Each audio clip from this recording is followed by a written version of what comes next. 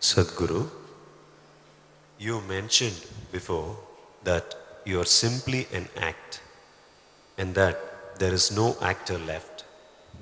Then who is it that's drunk or feeling the bliss of samadhi?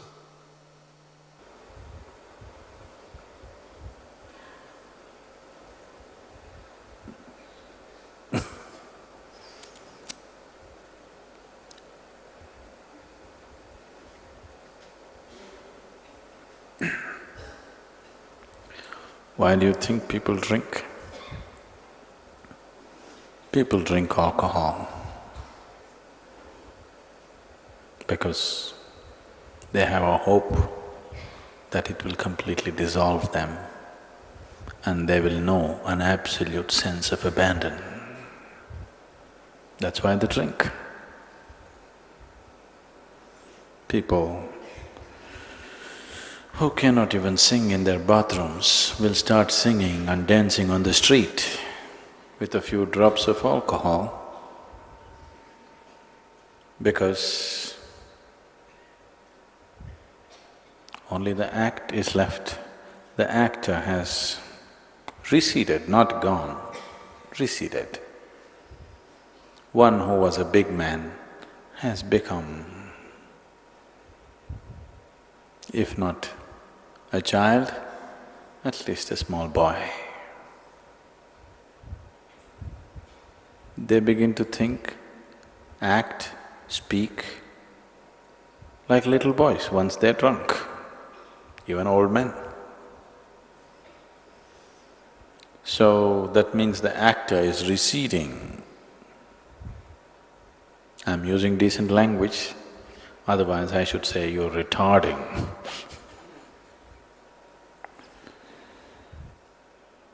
Retardation is a bad word only if retardation is half done. If your retardation is total, that means nothing is left. Growth means going up, to retard means to go backwards. If you are halfway backward, it's a problem. If you're all the way gone, no problem. So, if the actor is gone, if it's all just an act, who gets drunk? To be drunk also is an act.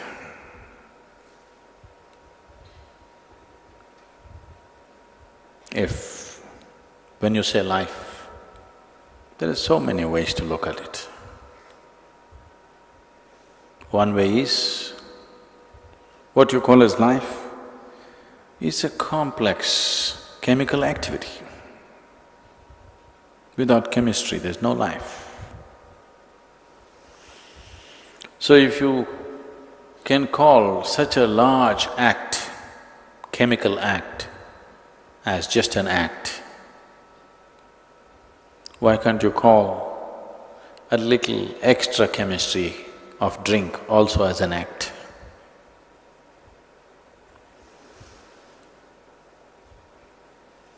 So being drunk also is an act. Being blissful is also an act. Anyway, it is your act. Why don't you do the right act? That's all I'm asking you.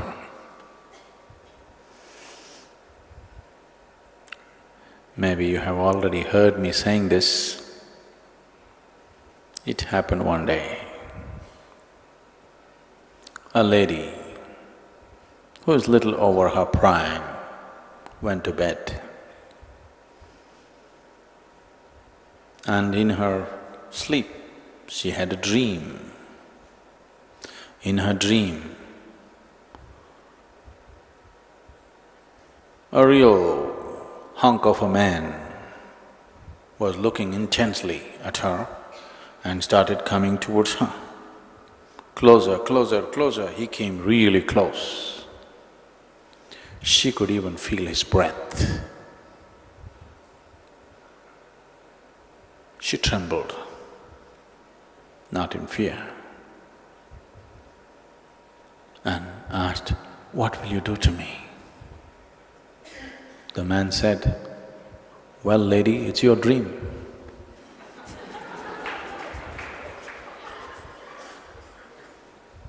After all, it's your act, it's your thought, it's your emotion. You can make it anything you want.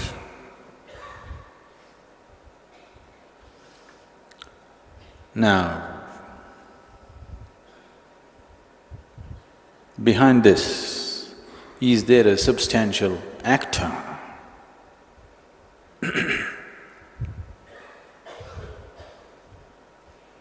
No. Because an actor within you, the one who acts or one who propels this act, is just an accumulated creation. It is a mass of accumulations which makes you into a person.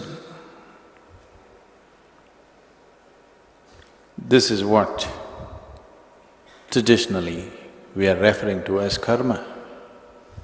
It is a whole karmic accumulation of information which makes you into a certain kind of person with certain kind of tendencies.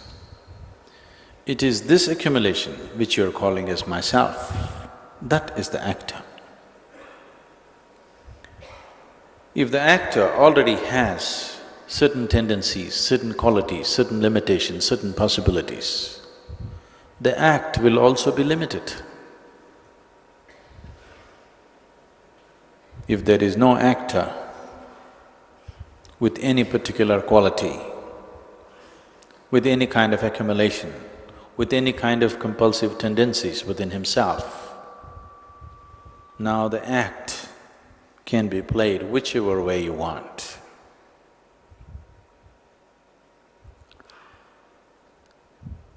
Now, is there any one place where we can locate this person? Will dissection or contemplation will ever locate this person who calls himself myself or me? There is no such person anywhere. The actor is also an act. It's just that you get so identified with the act that both the act and the actor seem to be so real, more real than real. What you call as myself right now is essentially a psychological process. It is not an existential process. What is psychological is not a reality, it is only a happening. It is only a certain resultant activity. Because of a certain gathering of information, certain type of thought and emotional process is happening. If you take away, wipe out the information, there will be no such activity. The flower is real. The fragrance is also real, but it is a resultant activity. Because there is a flower, fragrance is happening. If you remove the flower, the fragrance lingers only for a certain period of time and then it's gone. Only if that source is on, it is there. And flower is also a very limited happening. So psychological activity is sustained only as long as the necessary information is there. And psychological activity becomes a compulsive force only when you're deeply identified with what you have gathered. If you are not identified with what you have gathered, now still the act goes on, but there is no actor behind it, because it is only the identity which makes you the actor. If there is no identity, there is really no actor. This is the reason why you cannot even locate yourself, because you don't exist. I know that I do not exist. I know that I do not exist. You think you exist. Now, is this all some kind of wonky talk just to confuse the hell out of us? How can I confuse you? You're already thoroughly confused about your existence. I wish I could do the job, but you've done it already. There's no chance for me. I would like to confuse you, but you have not left anything to me. You've done it very well.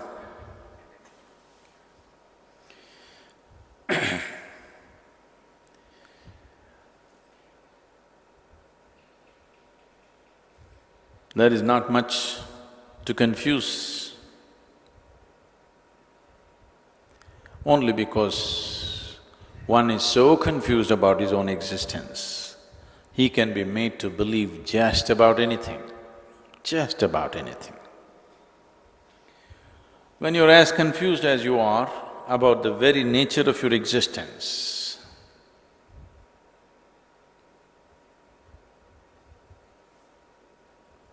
even if you go to a palm reader, he may charge only 10% of the fee, because anyway you're such a lost case.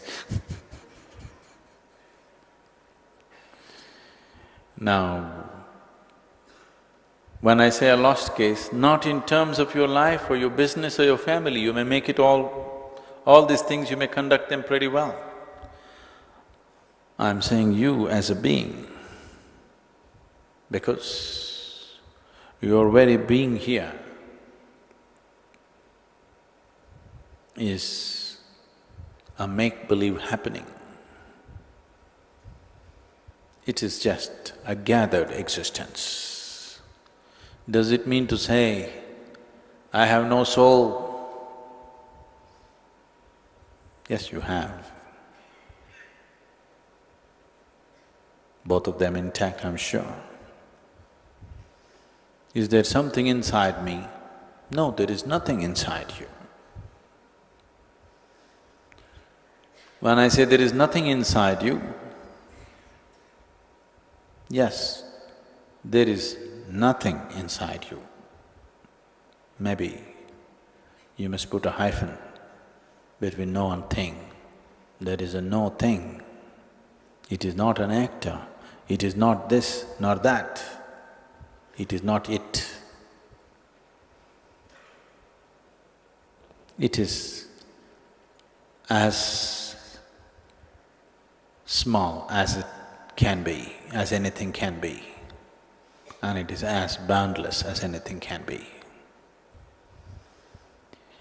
So, it neither is or isn't.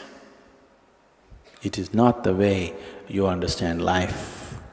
It is not the way you perceive existence right now, because your perception of existence is purely physical. It doesn't fit into that realm at all. It is very natural for you to understand, if there is an act, there is an actor. Even yesterday, there was a poem, there's a dance, there's a dancer.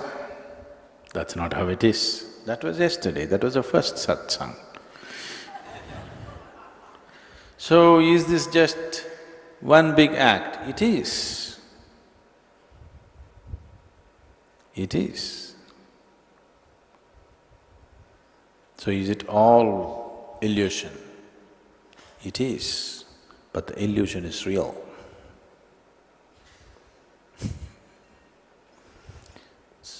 Just before the home school closed, a few young boys came up to me and asked, Sadhguru, is life real or is it a dream?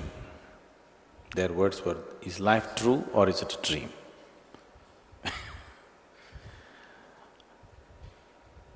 I said, life is a dream, but the dream is true.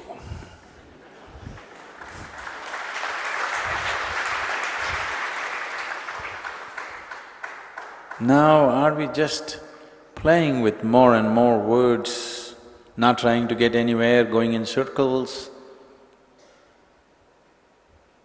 So if everything is just a dream, if everything is unreal, then enlightenment is also unreal. No. If so much unreality is there is also reality. And that reality is neither the act nor the actor. It doesn't belong to the land of duality. It doesn't belong to the dimension of duality. So it is neither the actor nor the act.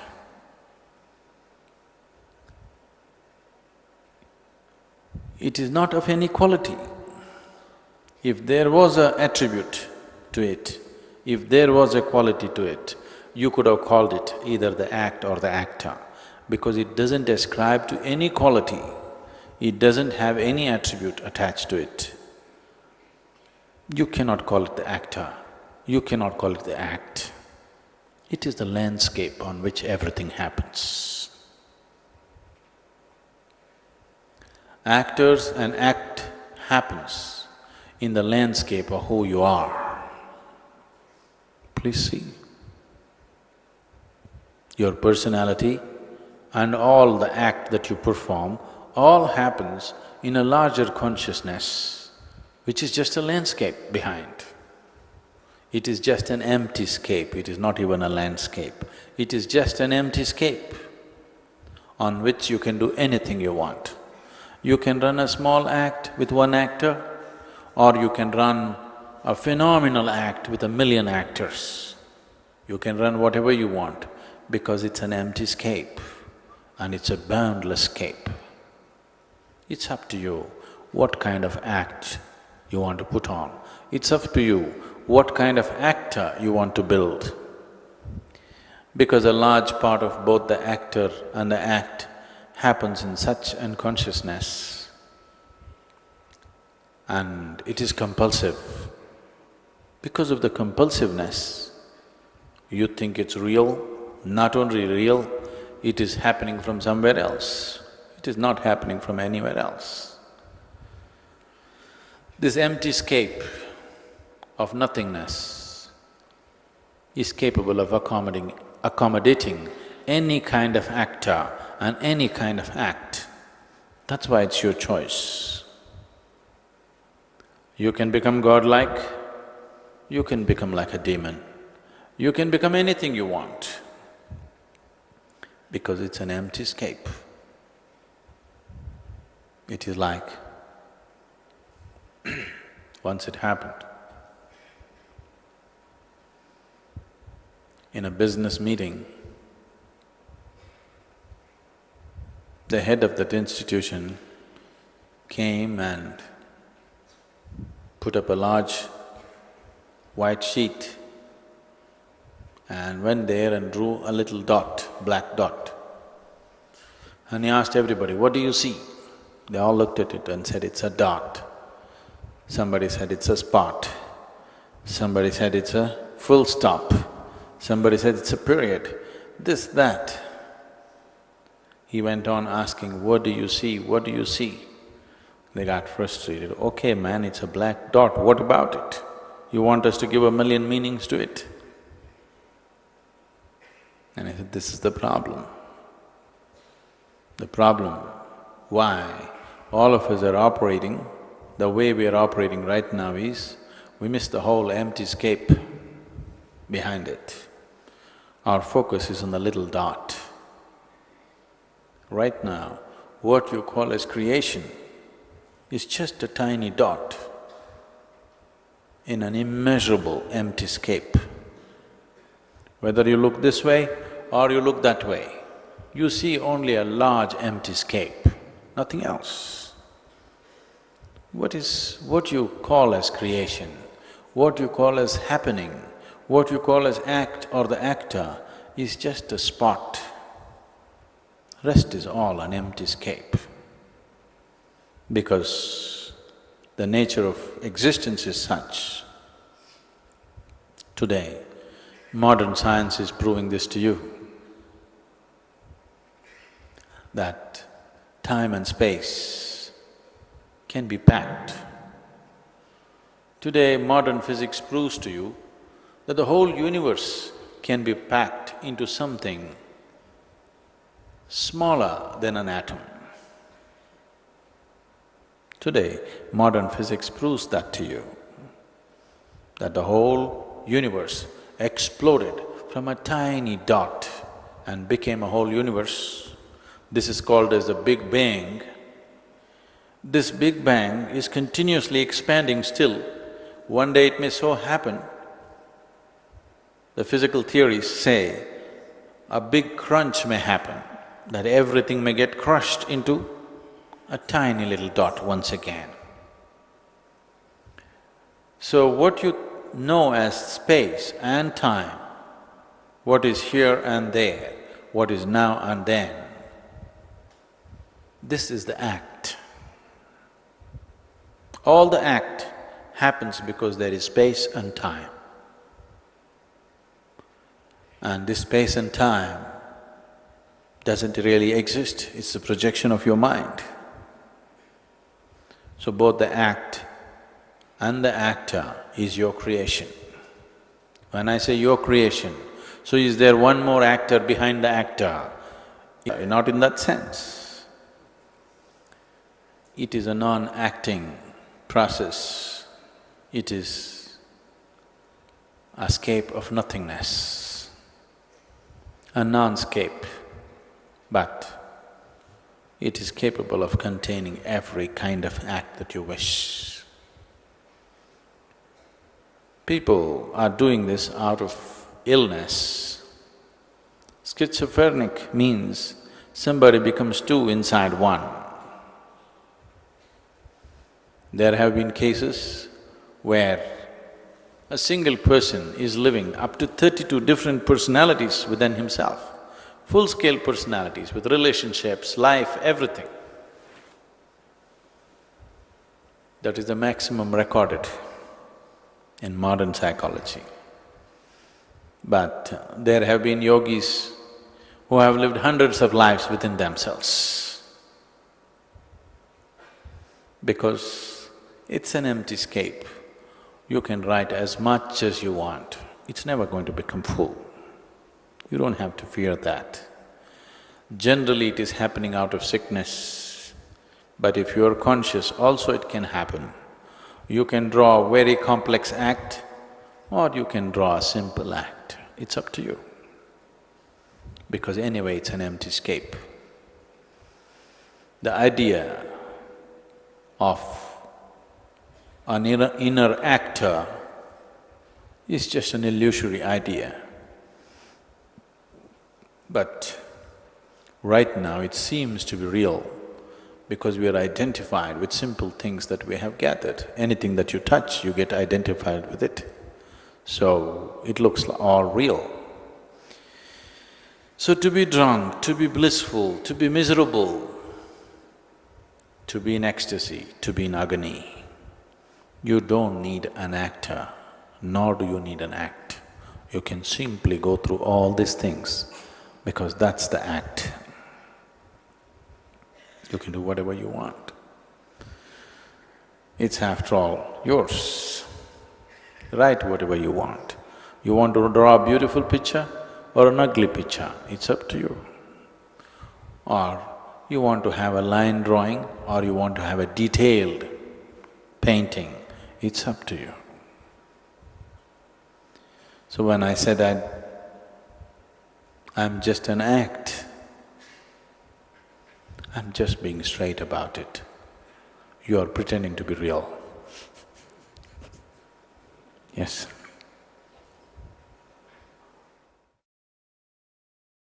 Sadhguru, when you say everything in existence is just energy, from the gross to the subtle, it suggests a completely impersonal reality.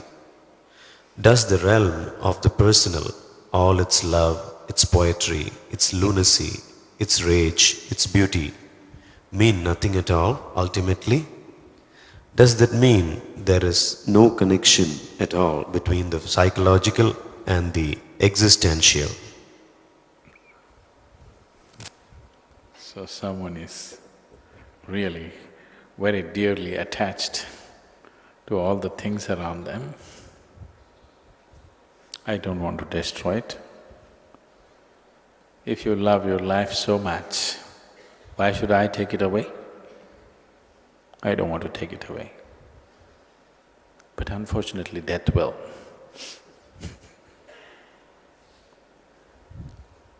I am not death, I am just a reminder. I am not the angel of death, I am just reminding you, anyway it's going to happen, it's better to be aware that it's going to happen. All these things that you're talking about, what are those things? Your love, your… It's love, it's poetry, it's lunacy. particularly lunacy. Love, if I talk about it, I'll become unpopular. Poetry, maybe that's okay because not many people read poetry. Lunacy, I cannot touch that because that is a universal phenomenon. So what is there left for me? Is there anything more? It's rage, it's beauty. Okay, maybe there's some things we can talk about. Rage, not everybody has rage because it takes a lot of energy to be in rage.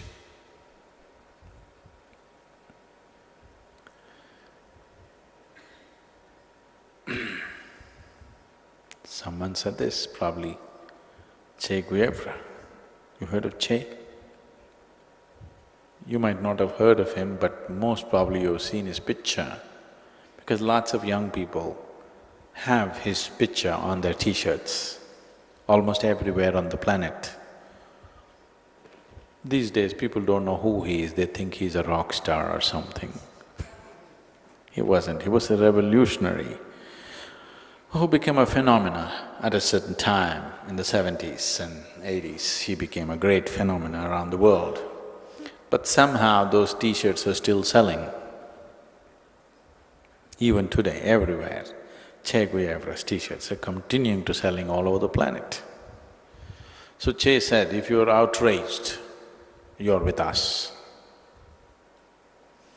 So someone who is a fan of Che went on repeating this to me. Then I said, oh, that's what Che said, but please listen what I have to say. If you're out of rage, you're with me.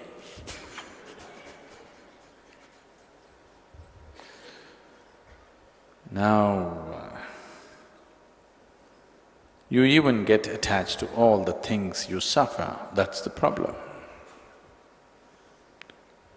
Your lunacy is not something that you enjoy. If it's on a mild scale, you think it is giving you an extra dimension of character. When your lunacy is on a mild scale, you think it's giving you a little freakish character, it enhances you. Because otherwise nobody would notice you. Now because of your lunacy, people are noticing you, taking note of you. There are a lot of people, that's the only way they can get attention. Lunacy has its benefits. When you play it on a mild scale, if it picks up momentum, then you had it. Once it picks up momentum, then you really had it because that becomes… the ultimate suffering on the planet is mental illness, if you do not know this. If you become lunatic, if you lose this is the ultimate suffering. We always thought that if one becomes mad, there is no suffering. It is not true. The deepest form of suffering happens to you when you become mentally ill. All forms of suffering are actually different levels of mental illness, really. It's happening on mild scale. If it goes beyond a certain point, then it is called illness. It is just that small-scale lunacy you enjoy. Every day you go into it for 5 minutes and come back, you think it's giving you an added character. One day you went there and you could not come back, then people say, you're mad. No more an interesting character, you're mad. So all these things that you're talking about, your love, your poetry, your lunacy, your rage, all these things are just different manifestations of your mind, which you understand. That's why the question is the psychological completely divorced from the existential. You please tell me yourself. Look at your own psychological activity and see where is it coming from. The information that you have gathered may be partly existential, but everything that happens within you is purely psychological. And the information that you're gathering through the five senses today is scientifically proved it is not the way it really is. Nothing that you see, hear, smell, taste and touch is actually the way it is. Modern physics is out to do this, already it has done it in a big way. Modern neurosciences is completely demolishing your ideas of life, not dwelling upon the scientific part of it. Experientially, if you look at it, in your mind, every day you can create a new process if you're willing. You're actually doing this. Today you're in the ashram, it is a spiritual act. You go somewhere, it is another kind of act. You can do whatever you want with this, but the existential is just the way it is. Nothing has changed about it. Shankaran Pillai joined the medical college. It is a 5-year course, but because he was so thorough about everything, it was already 10 years and still they had not released him.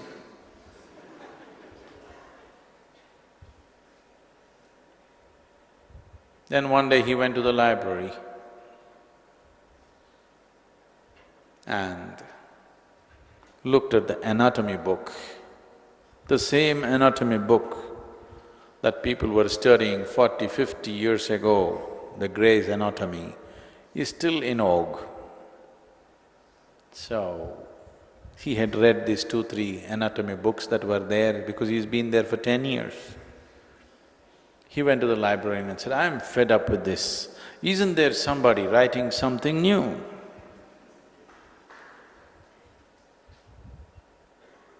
The librarian said, well, in the last 10 years you've been here, not a single bone has been added to the human system, so they haven't written anything new.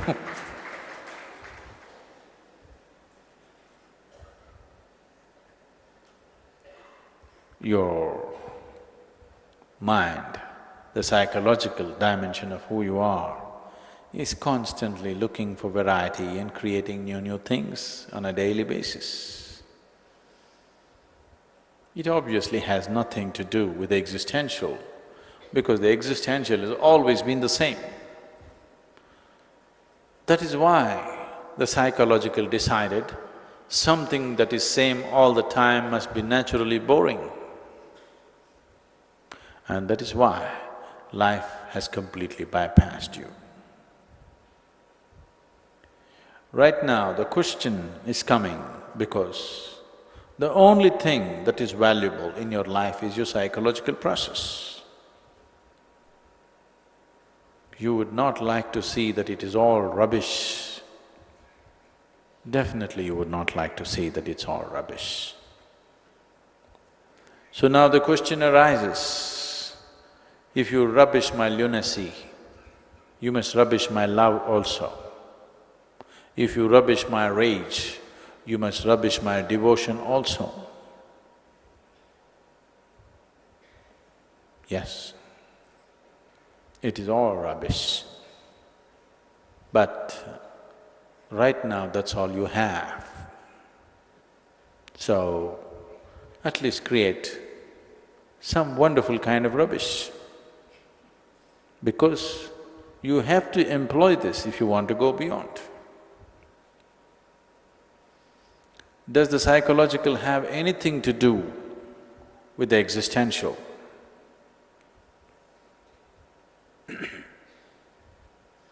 If it had anything to do, if it had anything at all to do, then it wouldn't be something that you gathered, it would have been a part of you. But right now, the whole psychological process is the gathered process. Does it mean to say that the psychological has no meaning? It has. It is just like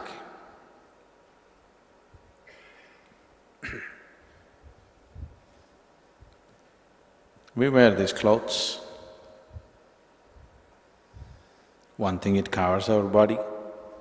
Another thing, it can decorate us. Another thing, it can be a statement of who you are.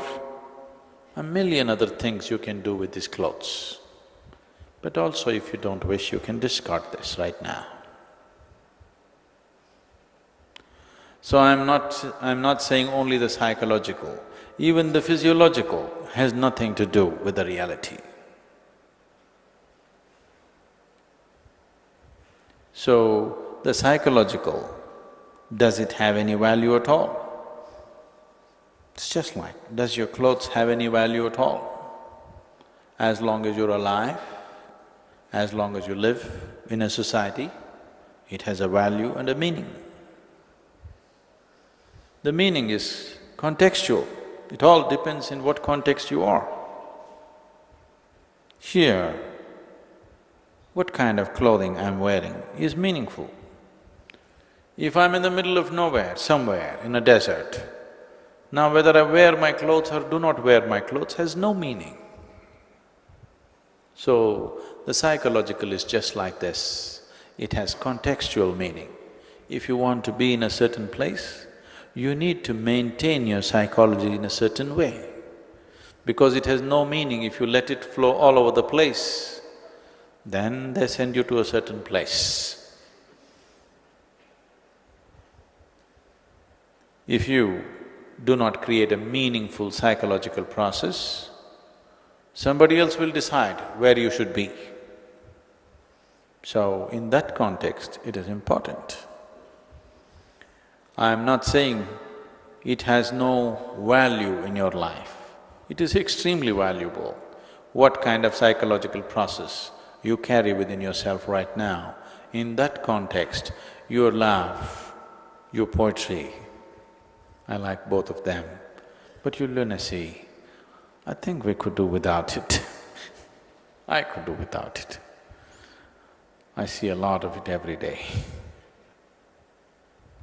So, the psychological process is created by you. It is your creation. The existential is not your making. It is the Creator's creation. You enjoy the psychological, there is no problem. But if you get lost in the psychological, then you will completely miss the existential. If you get too enamored by your own creation, you will totally miss the Creator's creation. Are they connected? You cannot exist here without the psychological. The existential is not your doing, There's nothing to do about it, it's there. But the psychological is your creation, so you can make it happen the way you want it. It can be 100% conscious process. You can have it or pull it back.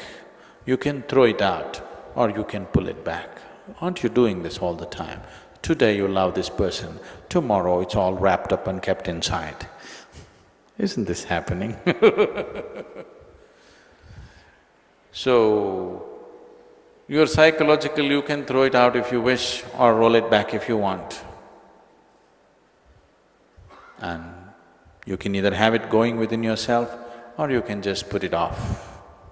If you have the choice, if you really have kept the choice with yourself as to what happens in the sphere of the psychological is your conscious choice. Psychological is also a beautiful garden. If you have lost control over it, then you may call it love, you may call it poetry, you may call it rage, but it is just that one word which you said, it's just lunacy. Once it is no more a conscious process, it is just become a lunacy. So if your psychological process is in that state, then we call you a tick, a lunatic.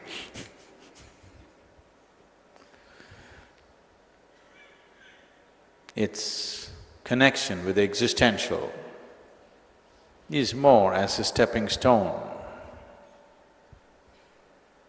It has nothing to do, but you can use the psychological either to go into lunacy or into freedom. You can use it to become absolutely compulsive or to become conscious. It is a device and it's your making. But especially because it's your making, you must make it the way you want, otherwise what's the point?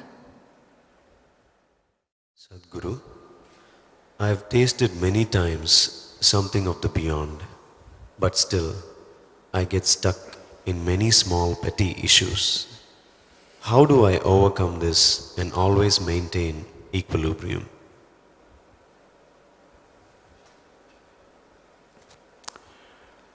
So you have tasted the beyond, but now petty things still entangle you. So,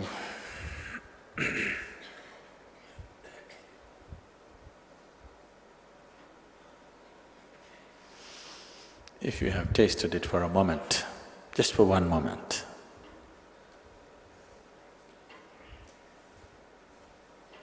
if you know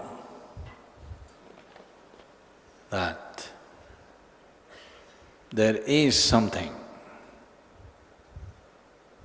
beyond what you think and feel, if that has become a real thing for you, even for a moment,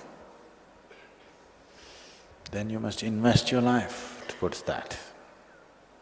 Yes, I'm trying to, but petty things carry me away. That is essentially because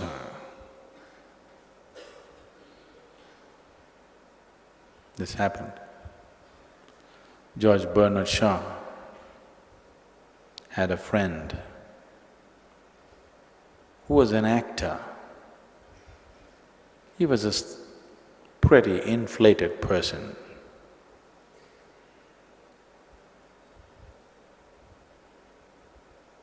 So, one day Bernard Shaw went into the backstage to meet him.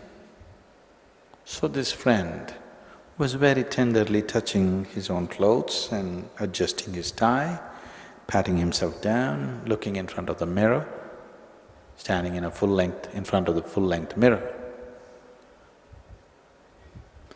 So Bernard Shaw looked at him and said, "You're truly in love with yourself, aren't you? The best part of this is, in the whole planet you don't have a single rival."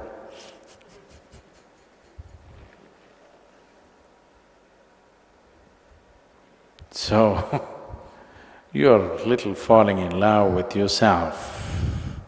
That is why, even though the taste of the beyond is somewhere on your tongue, you still can get entangled because you're little becoming inflated personality. You're little in love with yourself. Is that wrong? Nothing wrong. It's just called madness.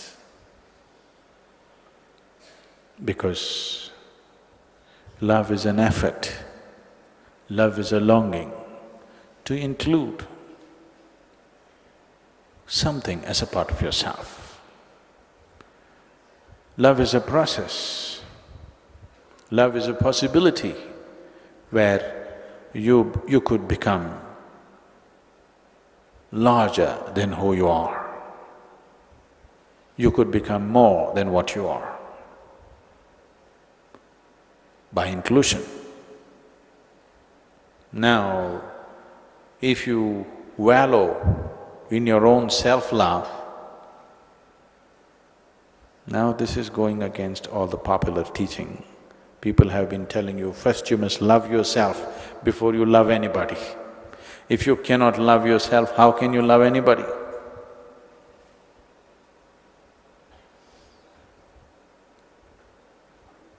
If you say, I want to love myself, now you are heading towards schizophrenic condition. Now you're creating two in one. If you want to ensure that you never go insane, the first and foremost step that you need to take is, you take away all divisions and you see this is an individual.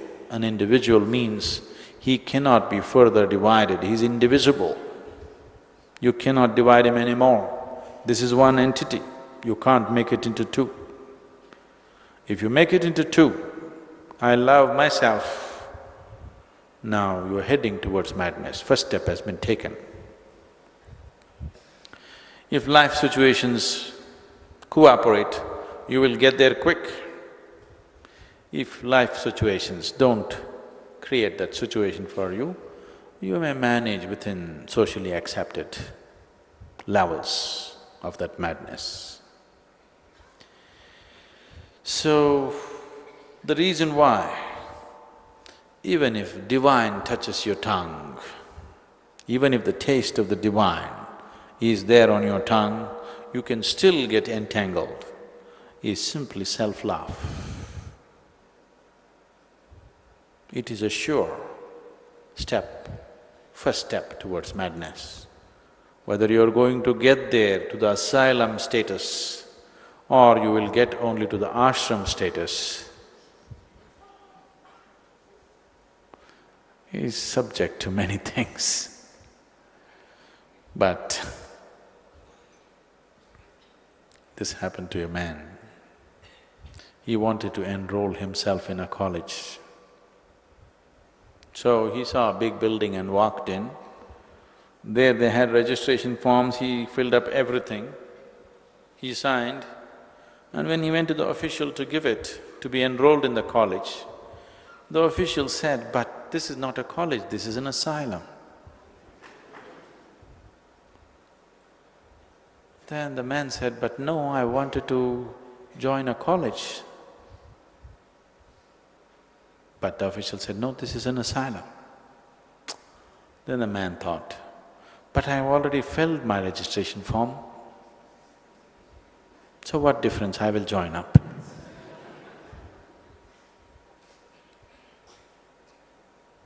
Not much difference. I will join the asylum, what's the big difference? The official agreed, yes, not much difference, but there is one difference. What is it? Here, unless you show improvement, we won't let you get out.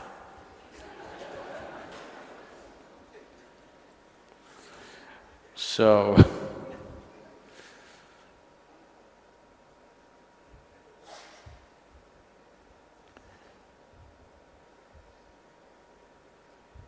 ashram is just a Sanskrit word.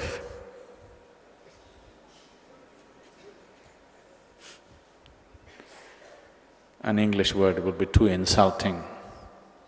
So ashram. Because with the taste of the divine on your tongue, you're trying or you have the necessary foolishness in you to fall in love with something so limited which you call as myself. That is a sure sign of madness. That is definitely a sure sign of madness. If you had never tasted it, then this is all you know, that's okay, because you don't know anything better. And the taste of the divine is still lingering and you're getting entangled with something so limited as your personality, that is definitely a sign of madness, there is no question about it. If you are in such a state of madness, you're doomed. Even an astrologer will charge you half price, because when your destiny is so doomed, there's nothing much to predict, it's easy, really, it's very easy.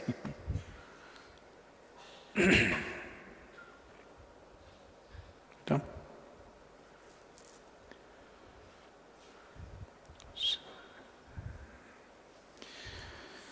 But all this talk, don't get depressed.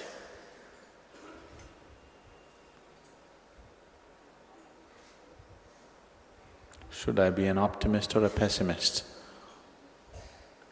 on the spiritual path?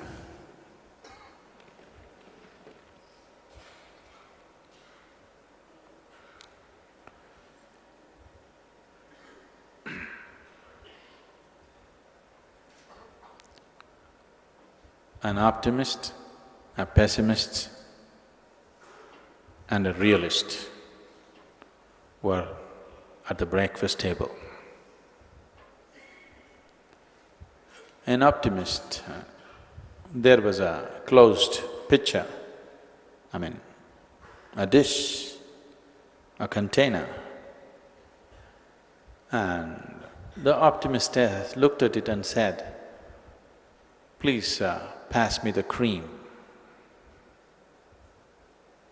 A pessimist looked at him and said, "Please pass me the milk."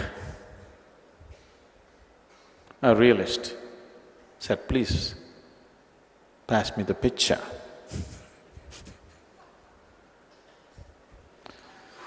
So, if you're an optimist, you will be misled. If you're a pessimist, you'll be misled. So when you're down, I up you, when you're up, I down you, because I want you to be a realist. Only one who is in contact with reality will grow. Others, optimists will hallucinate, pessimists will get depressed. Both will not get anywhere. You have to be a realist. You're willing to see everything the way it is. No hype, no depression. You're just where it is. Most important. It's extremely important. So when I see you in a high, I put cold water on you. When you see you're low, I set fire to you. Don't think I'm playing with you. I'm just trying to bring you down to reality. If you go off this way, you're going away. If you go off this way, you're going away. We need you in reality.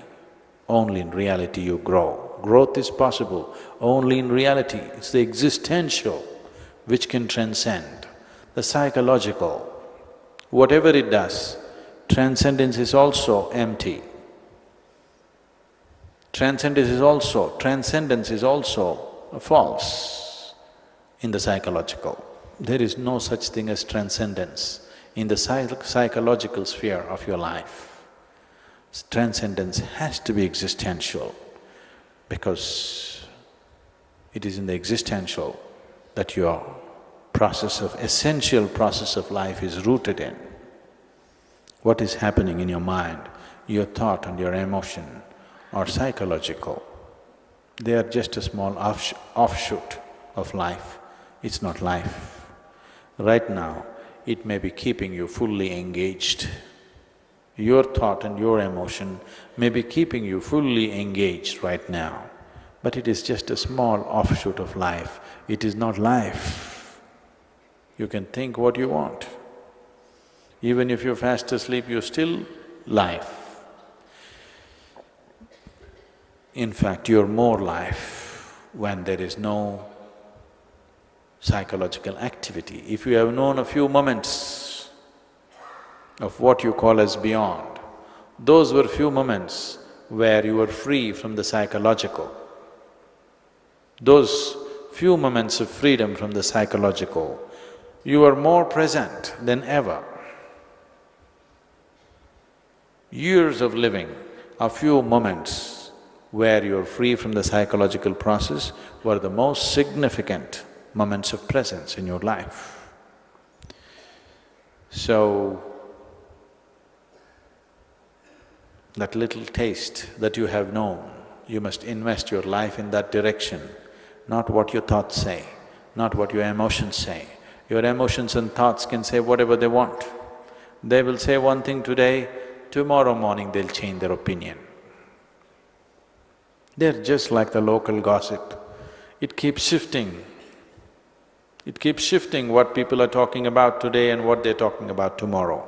Similarly in your mind, whatever your thought process is, whatever your emotional process is just local gossip, very localized to you. Enjoy it if it's nice, but don't believe it. If you like the gossip, you enjoy it.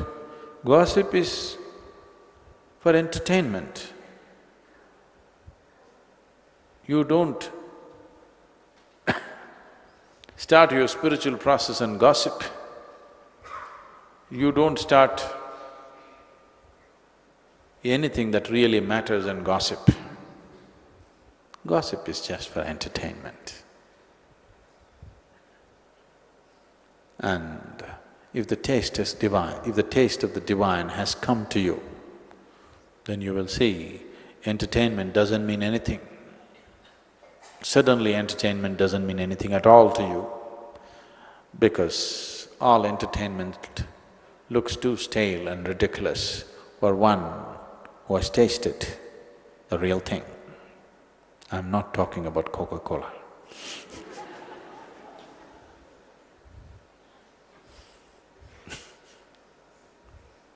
I'll close this.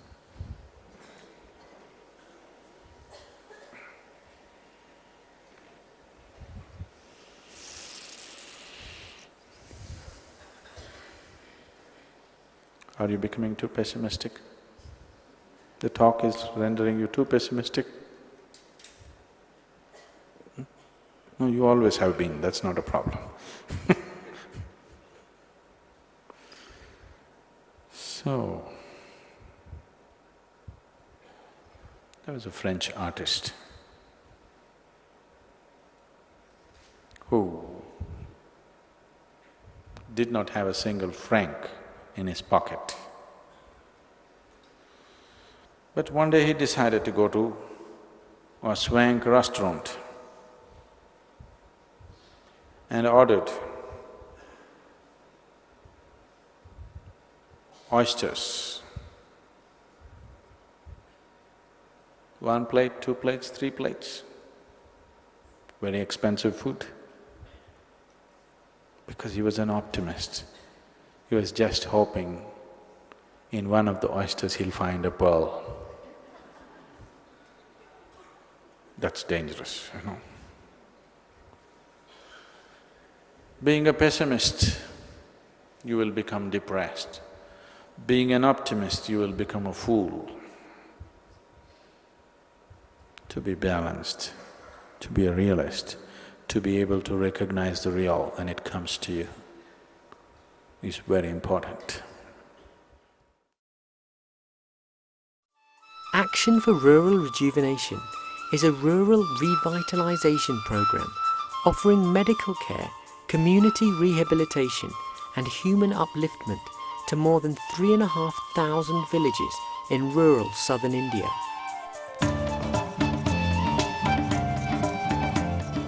Village games and inter-village tournaments are organised for community joy, reducing addictions and promoting social bonding above caste, creed, religion or economic status.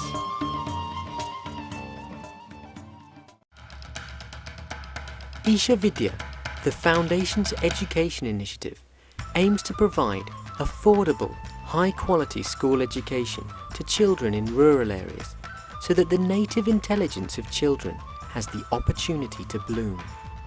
The uniquely designed pedagogy promises to produce confident, English-speaking, computer-skilled youth capable of productive participation in the economy while preserving the identities of their origins and culture.